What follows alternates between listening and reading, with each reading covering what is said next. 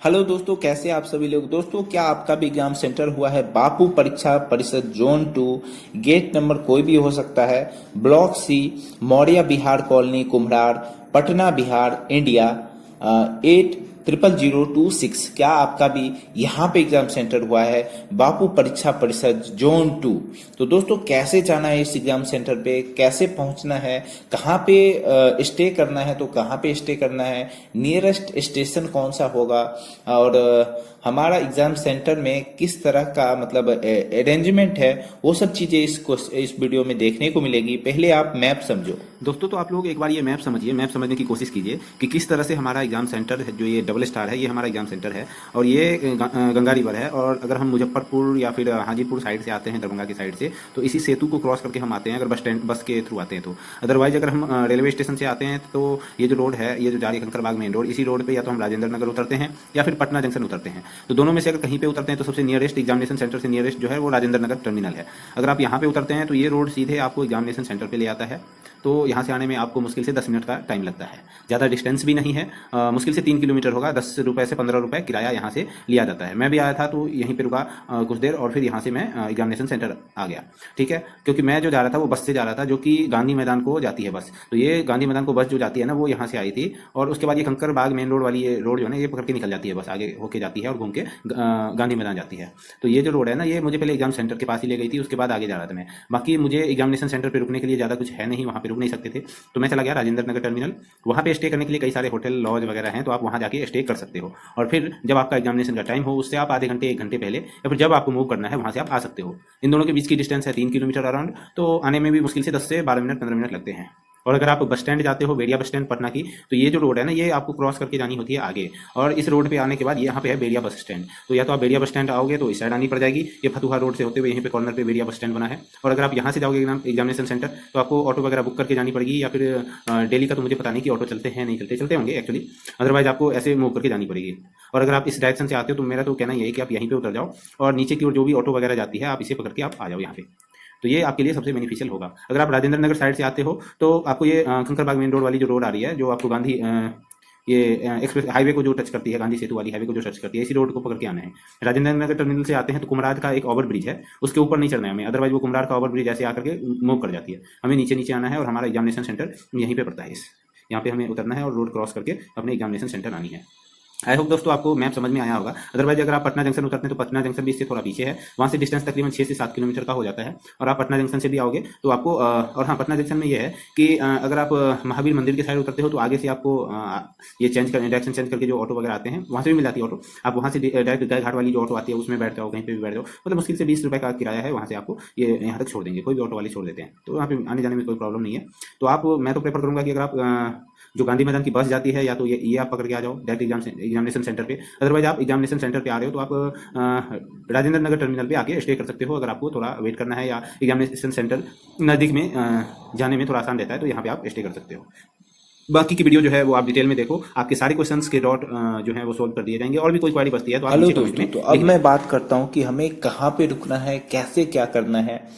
हमारे exam centre से सबसे नज़दीक जो स्टे करने के लिए अगर मैं बात करूं, या फिर आने जाने के लिए सबसे नज़दीक में जो चीज़ है, रेलवे स्टेशन है, वो हमारा है राजेंद्र नगर टर्मिनल पटना का। ये रेलवे स्टेशन जहां का मैं वीडियो आपको दिखा रहा हूँ, ये सबसे नियरेस्ट स्टेशन है।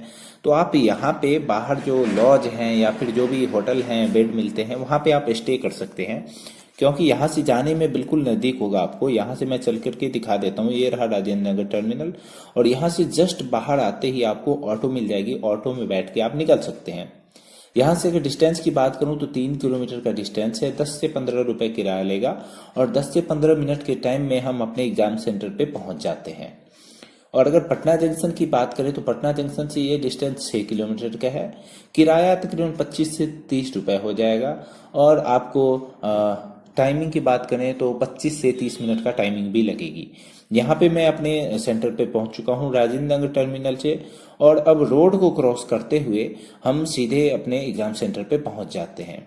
और राजेंद्र नगर से जब हम आते हैं तो हमें ओवर ब्रिज नहीं लेना है, फ्लाईओवर नहीं लेना है, कुम्हरार ब्रिज क्योंकि वो मूव कर जाती है, हमें नीचे नीचे आना है। तो हम यहाँ पे एग्जाम सेंटर पे आ जाएंगे और सबसे सामने जो आपको दिखाई देगा ये गेट नंबर 2 है, और यही आपको सबसे पहले दिखाई देगा। और यहाँ पे सारे के सारे कैंडिडेट वेट कर रहे हैं अपने टाइमिंग का। और मेरा जो एग्जाम सेंटर था गेट नंबर 6 पे था, तो मैं एग्जाम सेंटर का पूरा एक चक्कर लगाया हूँ, जिससे मुझे आइडिया हो गया कि गेट नंबर 1 से लेकर के गेट नंबर 8 तक किस तरह से जानी है और किस तरह से आनी है। इसके लिए मैंने एक मैप भी लगाया है, जिस मैप में आपको अच्छे से समझा दूंगा। अब बात रही हमारे बैग या वगैरह रखने की, तो एग्जाम सेंटर के अंदर तो अरेंजमेंट है ही, और बाहर में जितने भी साइबर कैफे वाले हैं या फिर जो भी है, वहाँ पे आपको ये सब कुछ देखने को मिल जाएगा। यहाँ से गेट नंबर 7 के लिए, गेट नंबर 8 के लिए लेफ्ट साइड दिखाया जा रहा है, जबकि गेट नंबर 6 और बाकी के चीज़ों के लिए राइट साइड से दिखाया जा रहा है। लेकिन आप ऐसा मत करना, ये मैप देखो, आप गेट नंबर 2 पे हो जहाँ पे मैंने एरो लगा रखा है। अगर आपको गेट नंबर 1, 7, 8 या फिर 6 तक जाना है तो आप लेफ्ट साइड से जाना, और गेट नंबर 2 के राइट साइड में 3, 4, 5 तक आप राइट साइड से जाना। जहाँ पे मैंने हैज का निशान लगाया है वो आपके साइबर कैफे वगैरह हैं, जहाँ पे आपको बैग वगैरह भी रखे जाएंगे, सब कुछ रखे जाएंगे। तो उस सब की कोई प्रॉब्लम नहीं है, कुछ पैसे लेते हैं बेसिक से और कर देते हैं। आपकी डॉक्यूमेंट वगैरह निकालने हैं, जीरोक्स निकालने हैं, वो सारे काम यहाँ पे हो जाएंगे। हर गेट के पास कुछ ना कुछ लोग हैं जो साइबर कैफे का काम करते हैं, तो आपको कोई भी प्रॉब्लम नहीं होने वाली है। और दोस्तों अगर हम बात करें कि गाय घाट से एग्जाम सेंटर कितने डिस्टेंस पे है, तो 2 किलोमीटर के डिस्टेंस पे है, केवल 2 किलोमीटर के डिस्टेंस पे है। यहाँ पे आपने गेट नंबर 3 के पास पहुंच जाते हैं, और यहाँ भी आपको एक एग्जाम सेंटर देखने को मिलता है। ये है गेट नंबर 3। गेट नंबर 2 से राइट साइड आते ही आपको गेट नंबर 3 देखने को मिलता है। और जैसे ही हम यहाँ से लेफ्ट मुड़ते हैं, यहाँ पे आपको साइबर कैफे वगैरह भी देखने को मिल जाती है। अब बात करते हैं कि गाय घाट से 2 किलोमीटर के डिस्टेंस पे है। अगर आप सरकारी बस पकड़ते हैं जो गाय घाट से होते हुए पटना बस स्टैंड की ओर जाती है, पटना गांधी मैदान की तरफ जाती है, तो एग्जाम सेंटर हमारे बीच में पड़ता है, जहां पे आप डायरेक्ट एग्जाम सेंटर पे उतर सकते हैं। अगर आप दरभंगा, मुजफ्फरपुर, हाजीपुर या फिर इस साइड से आते हैं तो आप गवर्नमेंट बस से आए, सो दैट आप डायरेक्ट एग्जाम सेंटर पे उतरेंगे। या फिर आप नियरेस्ट स्टेशन जो है राजेंद्र नगर, अगर आप ट्रेन से आते हैं तो यहाँ पे आ जाएं, ताकि आपको आइडिया रहे। ये रहा सर गेट नंबर 4 जो निकला है, वो हमारा गेट नंबर 4 था। और आगे की ओर हम चलते हैं, आपको दिखाते हैं कि कितना डिस्टेंस हमें राइट साइड से पड़ता है। यहाँ पे एक मंदिर था, पूजा हो रहा था, तो इसका भी माता जी का मैंने वीडियो वगैरह ले लिया है। बाकी और अगर मैं बताऊं तो आपको बैरिया बस स्टैंड से डिस्टेंस यहाँ पे 4 किलोमीटर से 4.5 किलोमीटर का डिस्टेंस है। वहां से थोड़ा आने में ज़्यादा टाइम लगेगा, क्योंकि एक्चुअली वहाँ पे जाम ज़्यादा रहता है, तो आपको थोड़ा पहले निकलना पड़ेगा। आधे घंटे से 40 मिनट के बीच में आपको निकलना पड़ेगा। गांधी मैदान सबसे दूर है, 8 किलोमीटर की डिस्टेंस है, और आपको भी वहाँ तकरीबन 1 घंटा पहले निकलना पड़ेगा। आई होप दोस्तों आपको मैंने सारे क्वेश्चन के जवाब दे दिए। अगर आपको स्टे करना है तो दोस्तों वो मैं बता देता हूँ कि सबसे नियरेस्ट और सबसे अच्छा लोकेशन जो है वो राजेंद्र नगर टर्मिनल या फिर पटना जंक्शन है। लेकिन पटना जंक्शन के बाहर भी थोड़ी सी जाम ज़्यादा हो जाती है, तो वहाँ पे आप स्टे ना करें। राजेंद्र नगर टर्मिनल के पास होटल वगैरह बहुत सारे हैं, बेड भी मिलते हैं, तो आप वहाँ पे स्टे करें, सुबह फ्रेश हो जाएं और वहाँ से मुश्किल से 10 से 15 मिनट में आप अपने एग्जाम सेंटर पे आ सकते हैं। ये सबसे अच्छा हमारे लिए रहा है। अगर आप डे टाइम में आते हैं, थोड़ा जाम भी रहेगा, तो 10 के बदले 20 मिनट लग सकते हैं, और क्या लगेगा। बाकी जाम वगैरह रहती नहीं है यहाँ पे ज़्यादा, तो कोई भी प्रॉब्लम होनी नहीं चाहिए अपने अकॉर्डिंग। और मैंने आपके मोस्ट ऑफ द क्वेश्चन जो होते हैं उसका जवाब दे दिया है। बाकी अगर कुछ छूट रहा है तो आप नीचे कमेंट में लिखेंगे, और नेक्स्ट कौन से एग्जाम सेंटर का रिव्यू करना है और कैसे जाना है वो सब कुछ मैं बताता हूँ। हमारे एग्जाम इस चैनल पे कई सारे एग्जाम सेंटर के बारे में बताया गया है, तो आप वो भी वीडियो जाके चेकआउट कर सकते हैं, जो कि डिफरेंट सिटीज़ में है। तो वो आपके लिए बेनिफिशियल होगा आगे के एग्जाम सेंटर में। और तब तक हम पहुंच चुके हैं अपने गेट नंबर 6 के पास। तो टोटल हमें यहाँ पे आने में 10 से 12 मिनट पैदल चलना पड़ा, तब जाके हम यहाँ पे पहुंच पाए हैं। अब हम वापस जाते टाइम यहाँ से नहीं जाएंगे, हम इससे आगे निकल जाएंगे, गेट नंबर 7, गेट नंबर 8 और फिर गेट नंबर 1, 2 के पास चले जाएंगे, उस साइड से जाएंगे, ताकि आपको भी आइडिया हो जाए कि किस तरह से जाना है। ठीक है, और भी कोई क्वेश्चन हो तो आप लोग नीचे कमेंट में पूछ सकते हैं। ये सारे के सारे कैंडिडेट वेट कर रहे हैं अपने एग्जाम सेंटर का, एग्जाम टाइम का, और ये धीरे धीरे गैदरिंग बढ़ती जा रही है। और यहाँ पे सबसे ज़्यादा कैंडिडेट एक साथ एग्जाम दे सकते हैं पूरे पटना में।